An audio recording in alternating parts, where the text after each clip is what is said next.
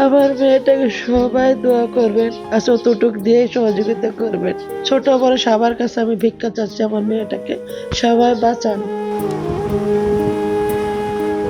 নবম শ্রেণীতে পড়াকালীন ভালোবেসে বেঁধেছিলেন ঘর, ভেবেছিলেন সুখের সাগরে ভাসবেন স্বামীকে নিয়ে, কিন্তু ভাগ্যের নির্মম পরিহাসে ভালোবাসার সেই মানুষটি ছেড়ে দেন হাত, গড়েন নতুন সংসার। আমি বাঁচতে চাই, আর মানুষের সহযোগিতায় যদি আমি বাঁচি, এটা আমার জন্য অনেক সৌভাগ্য হবে।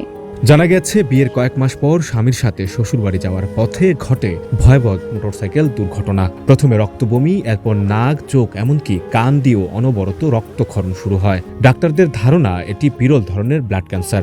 আমার কাছে ফোন ছিল, ও ফোন ইউজ করতো। তারপরে ফোনটা নেয়, তারপরে আমার বাবাকে বলে যে আপনাদের মেয়ে আপনাদের কাছেই থাকে, আমাদের পক্ষে আর নিয়ে যাওয়া সম্ভব হচ্ছে না। জীবনের এই দুর্দিনে যেখানে ভালোবাসার মানুষের হাতই হয় সবচেয়ে ভরসার, সেখানে স্বামী দূরে সরে যান। বিচ্ছেদের মাত্র 18 দিনের মাথায় করেন দ্বিতীয় বিয়ে।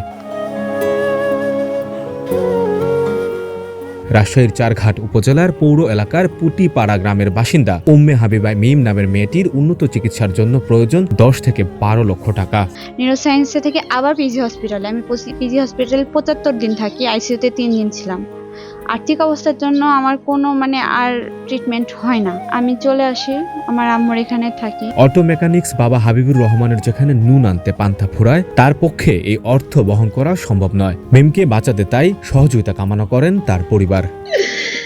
আমার মেয়েটাকে সবাই দোয়া করবেন, যার যতটুকু আর ততটুক দিয়ে সহযোগিতা করবেন।